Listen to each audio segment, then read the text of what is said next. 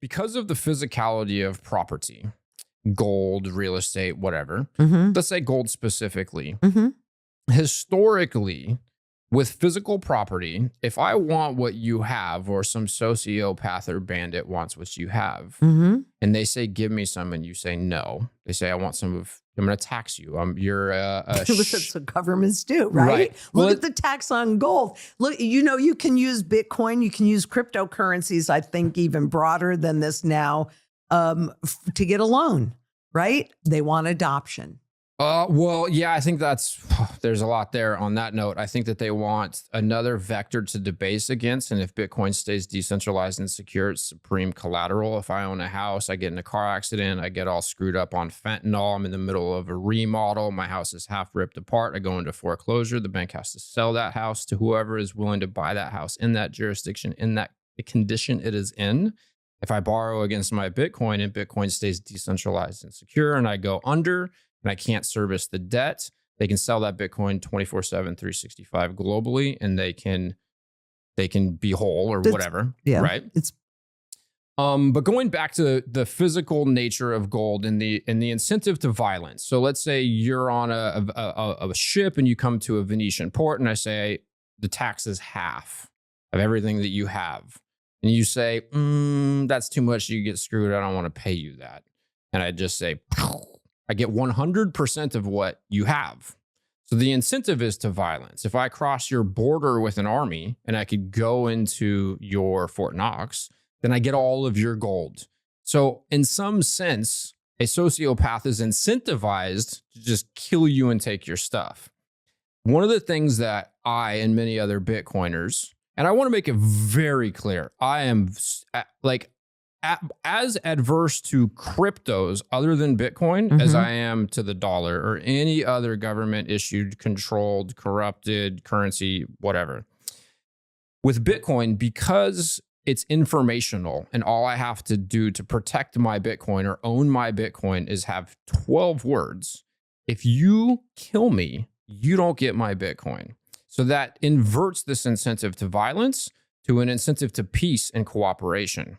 And I think that that's a big deal. And I think in a good example. That would be a big, what? I really had not thought about that piece. I really don't worry too much about the violence because how many people have gold anymore, right? Well, you're also a very high vibrational person who's very positive, and to get a little spiritual and woo-woo, I think that we're creating our own reality. And we, I believe in the law of attraction in the sense that it's literally your vibrational frequency is being mirrored to you in the world around you. And maybe that's really crazy to say because there are a lot of people that would be considered to be innocent people who are suffering tremendously in the world that we live in today. Yeah. But at the very least, what I can say is if I think that way, at the very least, I feel better. Right. And that way I'm not constantly resonating with this disgusting feeling of always being scared and fearful and whatever. Right. Right. So El Salvador is an example that has a Bitcoin treasury. They don't have a gold treasury. And I've thought long and hard about Nayib Bukele and what he's doing and his loan with the IMF and his Bitcoin strategy. And it's quite fascinating in that sense that if a foreign army were to invade El Salvador, they don't get their money. But if they had a large bank with gold in it, the gold would be the first thing to be seized. It's my understanding when Hitler was crossing borders, the first thing that he did is go right to the banks, takes the gold. Absolutely. Yep. So I do share that because I do think that that is something to emphasize and is important with the understanding of why Bitcoin is something that would be important to consider having in your portfolio. I mean, even BlackRock and analysts today say that if you have no Bitcoin, you actually have more portfolio risk than if you have some small percentage, whatever that is, 1%, 2%, 5%, or whatever that percentage is. So I would just encourage everybody to at least think about it and research it. And then I guess maybe the likelihood that you think Bitcoin will succeed or whatever that probability is could be a good marker for whatever percentage you wanted to allocate to your portfolio. Because if Bitcoin does succeed and it is truly decentralized and secure and it rips and you don't own any, you are missing out. Now, if you own gold, in my humble opinion, you're going to be the beneficiary of this transition that you speak to. And I want to know a little bit more about what you think that looks like, because you're a lot older and a lot wiser than I am, and you've thought about these things at a much deeper level, and you have a lot more experience in financial markets than I ever will. So I just wanted to share that because there is this element, if Bitcoin stays decentralized and secure and you can't get it from somebody else unless they willingly give it up, then you are changing this incentive to violence to an incentive to peace. And you're almost, in some sense, forcing cooperation. I need to say something Go here ahead. because this is so interesting. And you don't even know how many people that truly believe in Bitcoin have talked to me over the years. And I would say to them, just tell me the utility. What? I mean, I think it's great that you can take a thumb drive and move around the world. You don't even I've need the always thumb felt drive. that. Or just the 12 words. You just need the 12 words. Yeah. But you brought up things. Look, that this is you why just I wish did, Robert was here, right? but that but this is still fun. Nobody has said before. Mm-hmm. And, and it makes me ponder it. I'm like, I hadn't really thought about that. So yes, I have a lot of background and experience, but this is why I love to do this, because I learn something from everybody. And then I digest it. I think about it. I say, okay, where does this fit? Does it fit? Yes, no, maybe, how and where. But it brings up a good point. I'm not really worried about violence because who's going to think that you're sitting with gold? And I can't really keep anything at my house because I'm just too visible.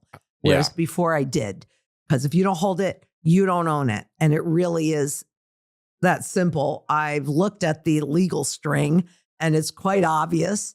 It's not the perception that people have. So I'd like to look at that a little bit more because I know that that's absolutely true with any stocks, bonds, ETFs, all that garbage. All you do is own a promise. It's all counterparty risk. Now, there is definitely counterparty risk in this. They can turn off the internet, whether or not they would leave the internet off. But I mean, I don't really view that as the most free and safe place. I think if the internet goes off, the first order of business for our civilization is to figure out how to get back online. I think there are new places that are coming up because the current system that's been around for so long. And remember, I'm old enough to remember before we had that and when they were working on the internet and then when they chose to introduce it to the public, right? I mean, there is an advantage to age. You'll see that when you get to be my age, you're like, wow, I've seen a lot. Yeah. You will. But I do appreciate a lot of the thoughts that you've put into this because I hadn't really thought about it forcing peace. Yeah. And so I have a couple questions that I won't forget that I'll get back to. And I guess I'll just share a little bit of the things. No, it's okay. I like the free-flowing element of here, even though I've lost my train of thought a few times, but it's just because you're just bringing so much good information. But there's a lot that I think about Bitcoin that is really special. And kind of going back to what I talked about, and this is actually referred to as the double spend problem. And it's what Satoshi solved is the double spend problem. It's the first thing that's informational that I give to you. I no longer have it. You have it. It's a bearer instrument. If I send you a JPEG, I tell you where a fishing hole is, I send you a text message, an email, you have a copy, I have a copy. So Bitcoin is the first thing that's information that is a bearer instrument. That's a really, really big deal. I actually think about it, and Saylor has said this, it's the merging of the physical world and the digital world. I get a little more woo-woo and spiritual, and I think it's almost the merging of the physical world and the metaphysical world, because now I have this finite bearer instrument that's invisible that you can't get if you kill me, that I can send from me to you. And if that is true, that is a very, very big deal. And I just moved from Humboldt County. I lived there since 2009, like we were talking before we started recording. I'm a retired, professional, lawful, licensed cannabis farmer. And when I moved across the country to Miami, if I had a lot of gold, if all my money was in physical gold, that's an issue. And so having Bitcoin, my Bitcoin is in cyberspace, protected by cryptography, protected. In my particular case, I have a geographically distributed multi-sig where the set of keys in order to unlock and move that Bitcoin is split up, and you can do any sort of schema you want. You could have a 2 out of 3, you could have a 10 out of 15 where there's 15 keys. And in order to unlock and move the Bitcoin, you need a certain amount of those keys. So you could split your set of private keys up into multiple sets of 12 words. You can put some of them in safety to deposit boxes. You could put some at your attorney's office. You could put some at your friends and families, whatever. In order to get that Bitcoin, you would have to get a certain number of those sets of keys in order to steal it. So when I moved across the country, I didn't have to move my physical precious metal. And actually being a cannabis farmer who had banking impedance, although I was lawful and I paid taxes, I had to pay $300 a month to have a bank account with the credit union. All of the money that I earned was in cash.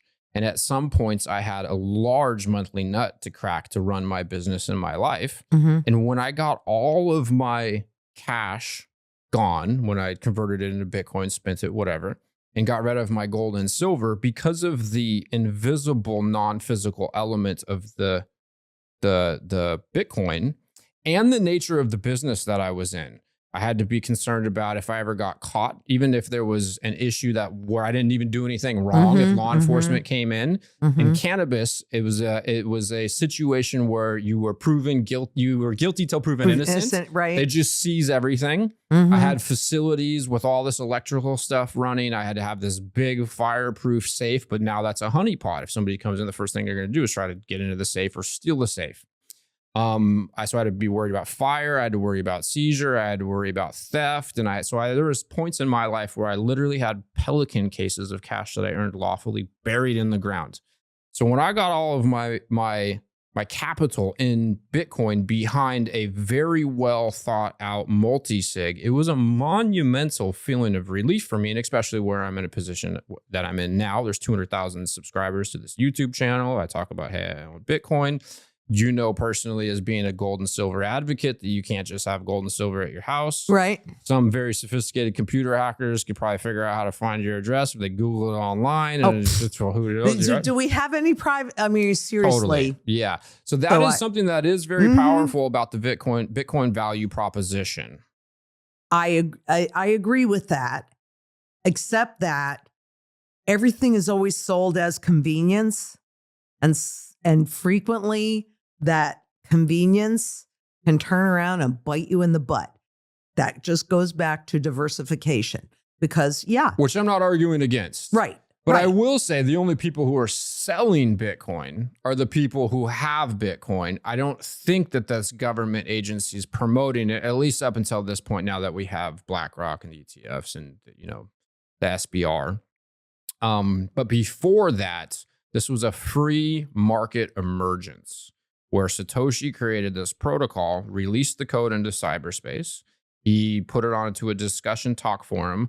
Other cryptographers and computer scientists willingly interacted with the protocol. He created this thing that's almost, in some sense, it's considered to be like a freedom virus, or a vortex of incentives, where people willingly interacted with this thing. There wasn't a pre-mine. There wasn't a group of individuals like Brad Garlinghouse and, promoting their XRP.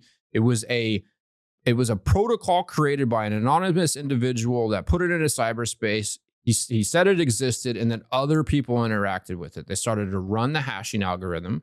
They started to run the nodes. And as a result, they were the recipients of newly minted coins. So in some sense, this is a free and open, or quite literally a free and open protocol that is paying people in its token to interact with it.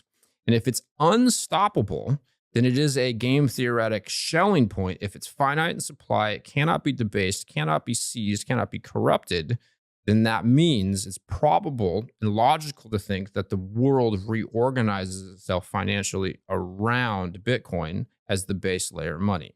And at least that's the best I can do to distill down the value proposition and the thesis of Bitcoin and the Bitcoin maximalist who would say that Bitcoin is going to become the world's money. It can scale in layers like gold did. But with how lightning. can it scale? If there's a finite amount of it, then it's just in the nominal price of it. creates that scalability, right? It can scale because it's infinitely divisible. So one Bitcoin is 100 million Satoshis. That subunit is referred to as a sat. And if it got to the point where the world was using Bitcoin, and I personally think that that's probable, and a cup of coffee cost 1 Satoshi, or let's say the Bitcoin is, let's say tomorrow we wake up, it's $100 million a coin. Then that means 1 Satoshi is worth $1. And you would now have an issue with making change, right? Like if you go buy a cup of coffee that's 80 cents, well, in today's world, it's $5. But you know what? What you just said is another red flag for me, because with dollars, you have basically a 0.00, right? So you have 1.00. This is where it's very counterintuitive and so inverse. This is like, it almost breaks the brain. Well, it does. And so when you look at the system, the current system, designed around inflation, right? They can get rid of it. That's why they need to get rid of dollars, really, because they have limitations to how far they can go or how far past they can go. That period 0.00. You go out a little bit, but when you're at the store, they're getting rid of the penny, et cetera. Right. Whereas with the digital currencies, to your point, infinite. So why wouldn't they then be able to steal our wealth, since I am not an engineer, slow enough that I don't notice it? And well, this is where it's counterintuitive because it's deflationary, not inflationary. And so if the purchasing power but there's only one way to fight inflation, and that's with deflation, and only one way to fight deflation, and that's with inflation. I'm not fully wrapping my mind around what you just said, but I will complete the thought though, just so we can move forward. If we end up in an era where a cup of coffee or a bag of groceries is 1 Satoshi, which is 1/100 millionth of a Bitcoin. That's why you could buy $1 worth of Bitcoin. It's going to be like 0.00000 whatever. Then you can have a backwards compatible software update, which the world would freely, people who are running the software, in some sense, this is actually the only truly democratic system that we have. It's global. You could then now create a backwards compatible software update where 1 Bitcoin becomes a billion Satoshis. So you can so 21 million coins is enough for infinite people forever, because you can continue to infinitely subdivide 1 Bitcoin. So a lot of people think that Bitcoin can't work because there's not enough Bitcoin for the global economy. They say the same thing about gold. Yeah. So let's say over the next 10 years, gold becomes worth, just, I don't know, hypothetically speaking, $100 million. Then you're shaving gold shavings off if you're in a physical time to like buy something from a farmer's market, which is my understanding why you would need that bimetal standard where you would use another metal. You do. You're not going to take gold to the grocery store, although gold flakes, because you know you can do it super thin. And in Venezuela, I mean, they would price things in gold, silver, or dollars or what have you. But with that said, that's why I personally think it's important, and Satoshi famously said this, you might want to have some in case it catches on. So I just want to emphasize those things to highlight the fact that I really agree with the diversification in the sense that you should probably have some Bitcoin in addition to the gold and silver. Thanks for watching. If you enjoyed this episode, click here to find more just like it, and here to find our most recent episode. Also, make sure to like this video to help shine light on the corruption of money, and be sure to subscribe to this channel to stay connected.